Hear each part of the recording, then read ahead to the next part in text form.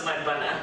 Of course, there's a video that has gone viral where you see a Ugandan house help brutalizing a little girl, a year and a half old, and it's got almost every parent, is it almost, or every parent thinking and rethinking about what's happening to their own children, whether they're in school somewhere or there's a house help taking care of them in their homes. So today on my banner, we decided to sit down as parents, as mothers really, and seek some help, talk, and see if we can find out answers. I know that what we're thinking mostly is what you're also thinking. So let's have this conversation together. And I'm sitting down today with a clinical psychologist, Asafo Seth Mausi, who is with the University of Ghana Medical School. Also, two of my colleagues, my friends, who are also mothers, really, Jahuna and Jennifer Jane Asante. So I want to welcome you all to my banner. Okay. So if you haven't,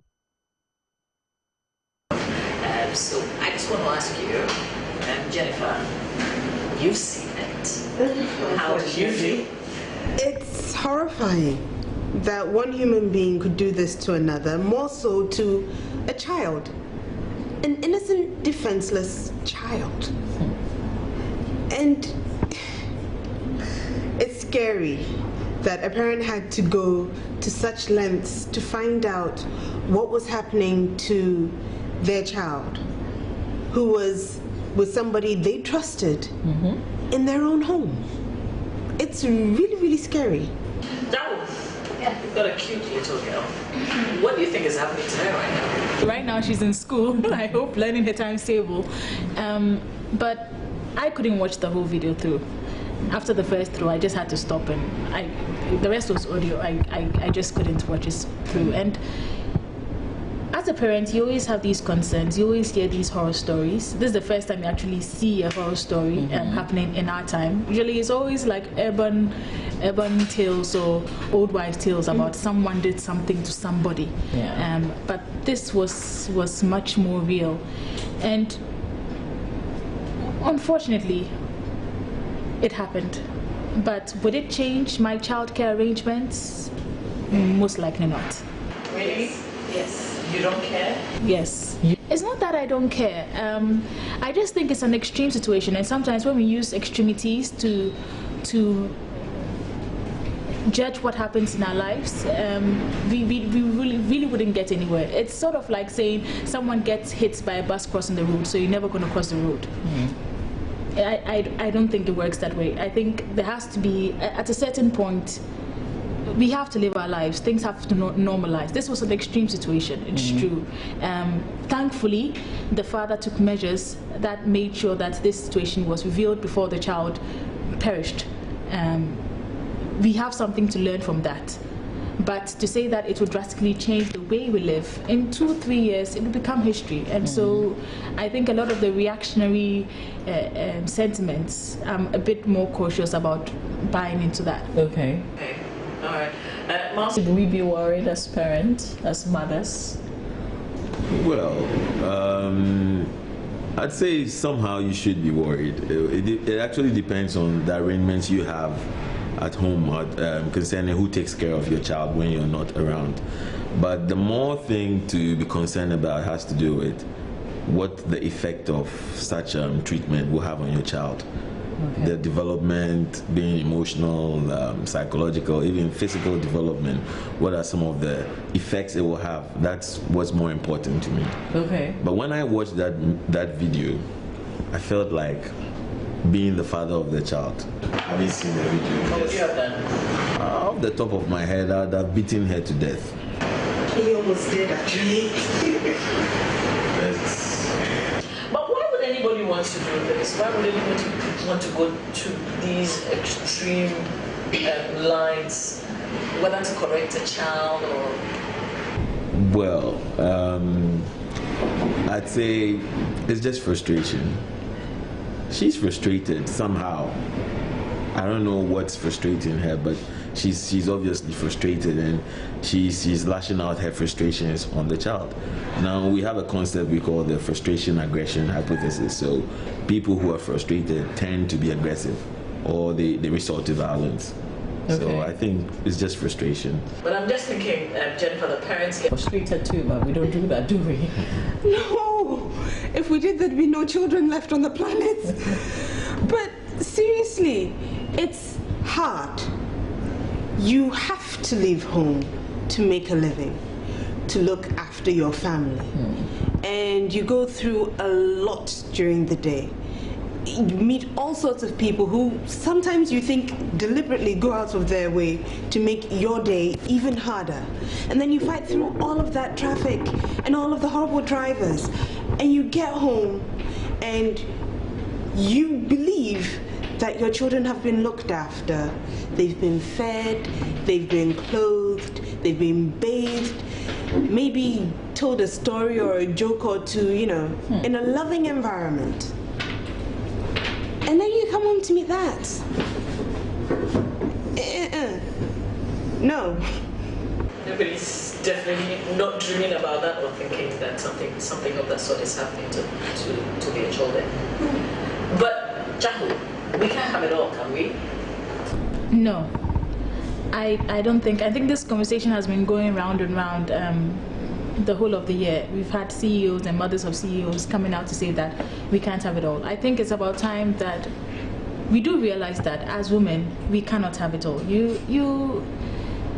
It depends, in a way, it depends on the all that you want. Earlier on, I was given the example that if you want to be Martha Stewart and you want to be Christian Amanpour at the same time, it just doesn't work that way. Just stay home and take care of the children till they are at a certain age and then start. I don't think so. My mother is a medical doctor. My dad is also a medical doctor. They had children. Are you trying to say that all the lives that she saved working at the hospital is not worth it because she wasn't there to look after us as children? No, we also had house helps with us when we were... It's a personal choice. It's a personal choice. It's what you as a woman want to do.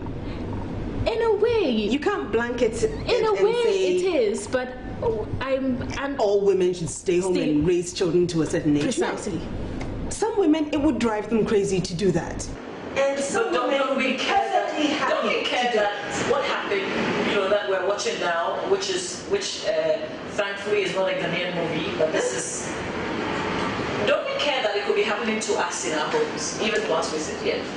Right now. We do. So I guess what we should be asking him is, how do you stop the cycles? Okay. So this could be happening. How do we detect it?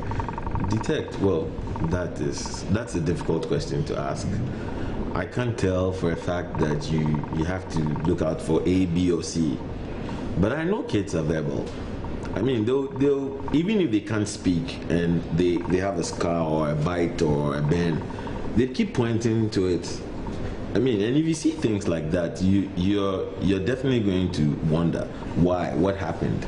So you need to ask. And the more important thing is to be observant. It looks like we work so much that we sometimes forget the most important part, which is bonding with our children. Now, if you look at how this attachment is formed with children when they are born, children are born to want to attach. That is there. And before, people had the notion that it's only people who fed them that they got attached to. But that's not actually true.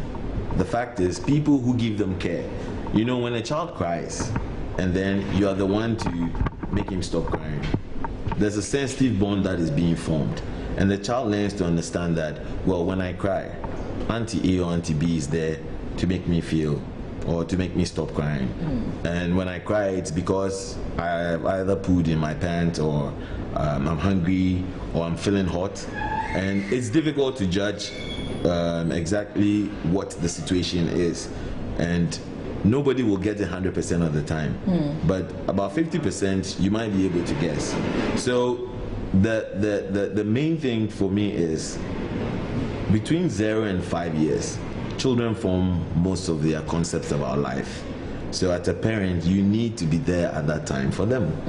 After 5, they've made majority of their milestones in development. So after 5, well, if you want to leave them to other people, you trust that if my child is being abused somehow, he or she will tell me. It's amazing. I mean, sometimes for 0 to 5, because you have a child, you put your life on hold to. Well, I mean, get all the bonds that you find a way to bond with the child. No, not necessarily. I mean, there are conditions or there are situations where people have gone to give birth and they've lost their lives and their children are there.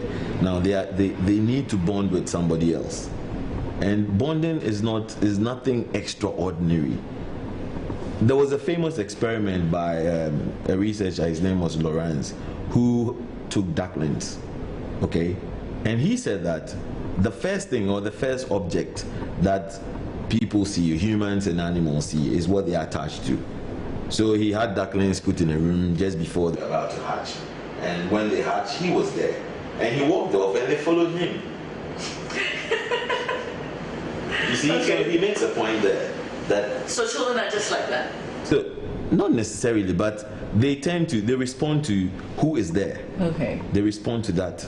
Who is there for me? They'll respond to that. So it gets to a point where a parent might even say, Kwame, you can't do this. And he says, no, my teacher says I can. Why? Because he's listening to the teacher more, and the teacher is pointing with the child. The teacher is. That's very scary. The teacher is there most of the time. That's very scary. You know, when I'm late in picking my children, I feel very guilty. Really guilty. And sometimes I have to question myself again.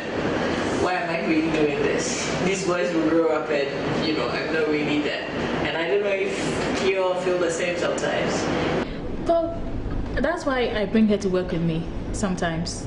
It goes to a certain point and I realize that, okay, I'm not spending as much time with her as I feel I should, or I'm not getting enough time with her because we are always in a rush. In the morning we're in a rush, in the evening we're in a rush.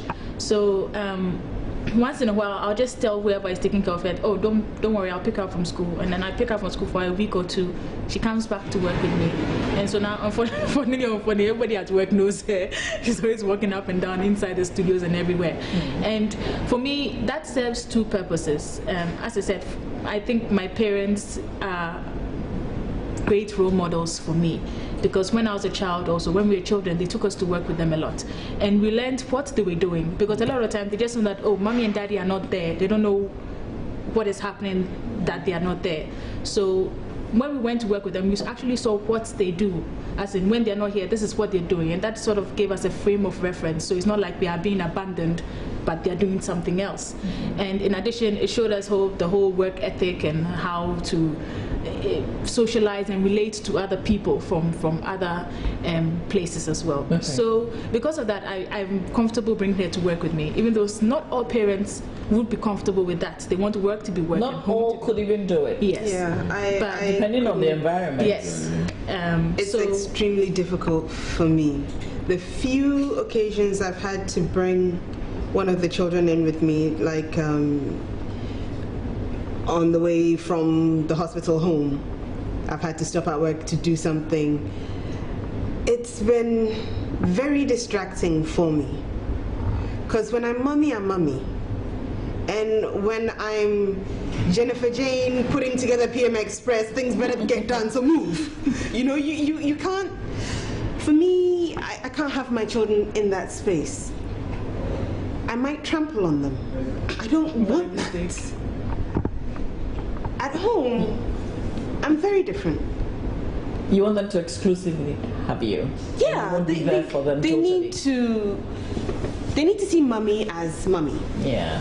Fun and workable. Fuzzy. What is workable? Fuzzy. What is workable? How can we do it? Because I work 6 times. Sometimes I take one of my children to work on Saturdays. I think it's become like a normal thing now. But how do you do it when you can't take them? If you're a doctor, for instance, you can't have your children with you. So the least time you get, try to make it worthwhile. If you should come back home and even your child is sleeping, it's fair that you go sleep by your child, you know. And if he or she should wake up to see mommy or daddy by the bed, it's extra comforting.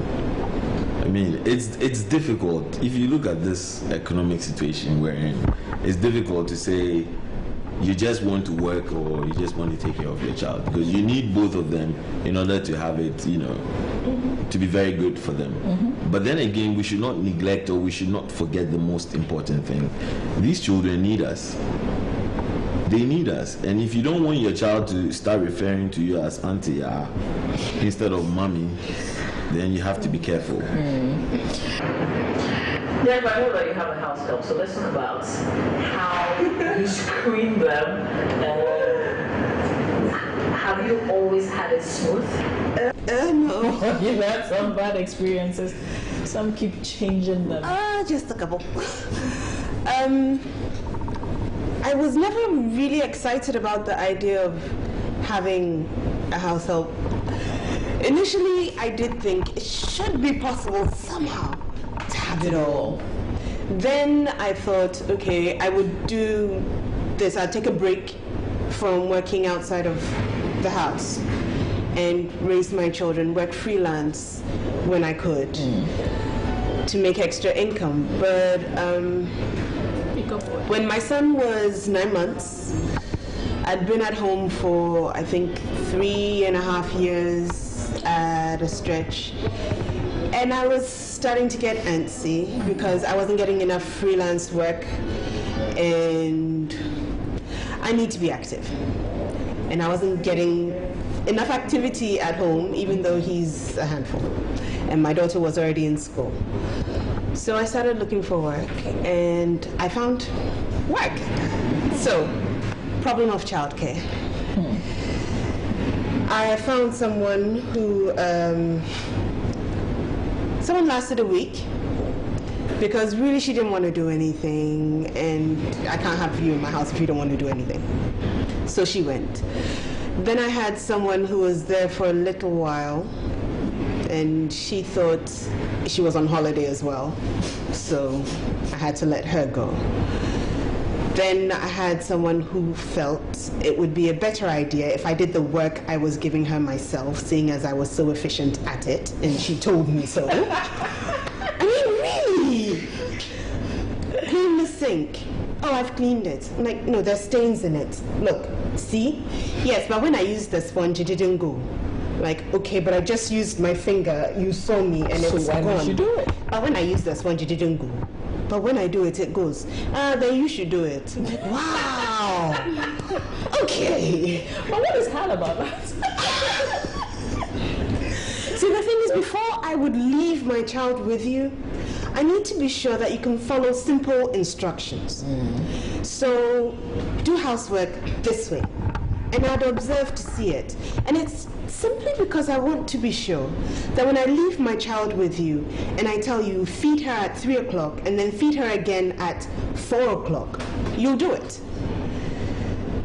So she had to go. And I found someone who was with us for a year, but she had a child of her own and her child had health problems. Okay. So I encouraged her to go spend some time with her child because she would need long-term care. So we found her job closer to home and she moved. And now I have someone who has been with us for a year. Okay. She is comfortable with the children and the children are comfortable with her. Okay. For me, that is most important. We do have issues with housework. But that's normal, isn't it? It's normal. I mean, she's not me, so I can't expect her to do things the way I do. I can expect her to try, but we'll take what we can. The most important thing is the children are safe. Okay. And they are healthy.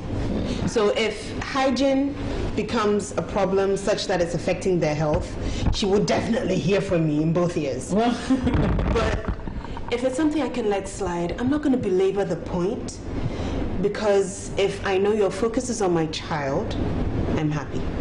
Dawo, I know that you've had your own experiences. Even though you would say thank God now, I don't have to allow them in my home.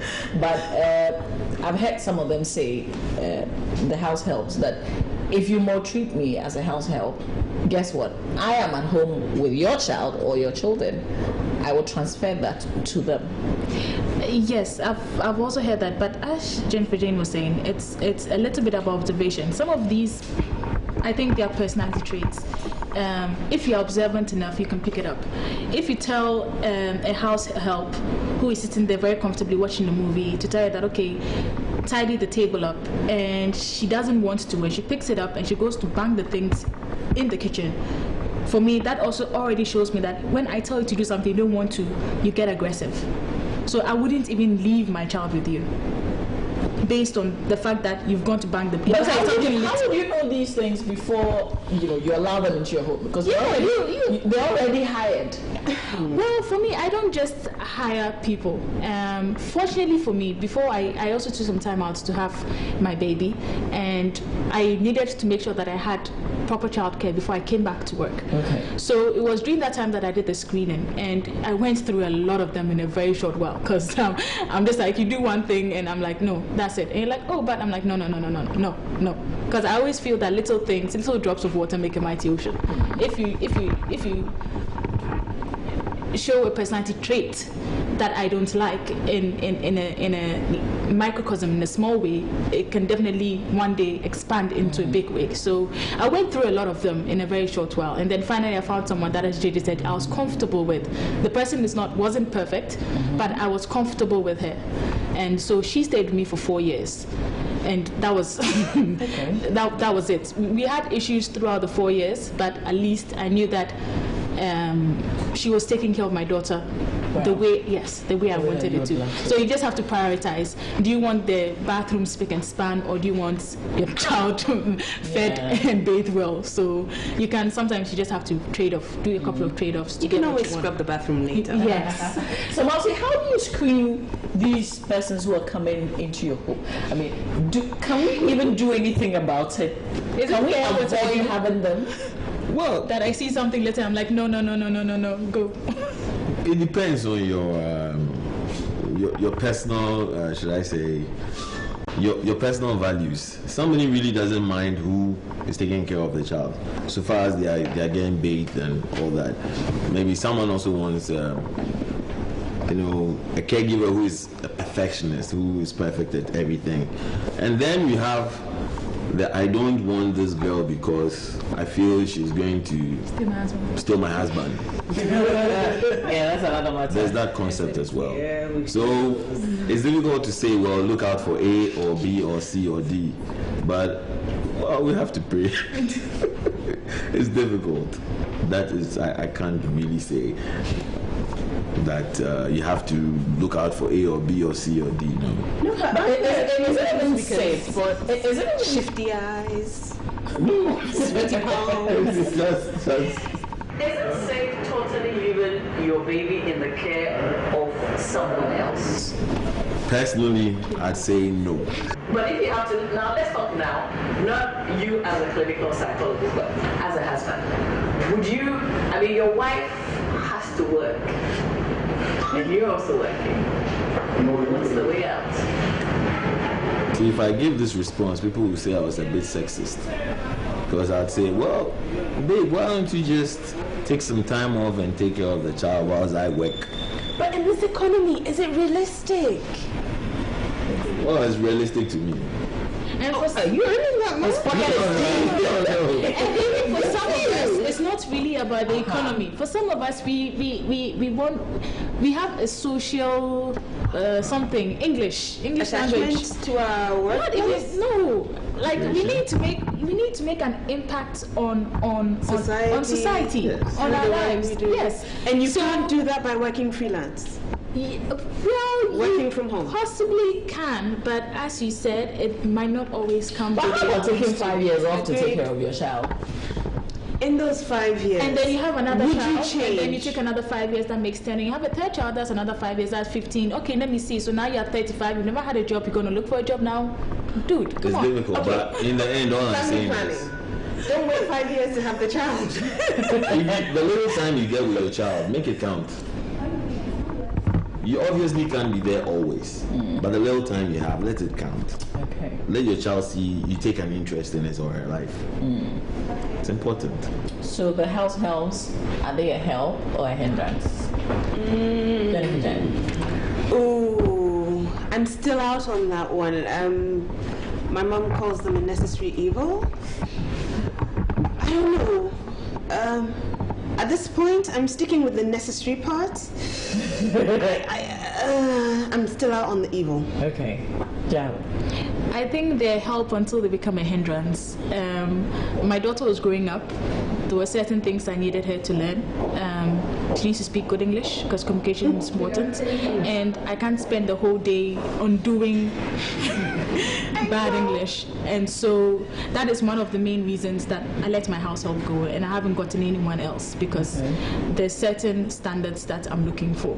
I mean, washing her bum and powdering hair was all good, but now she's reached a stage of a development that I need more than that if I'm going to call it help. It became a hindrance.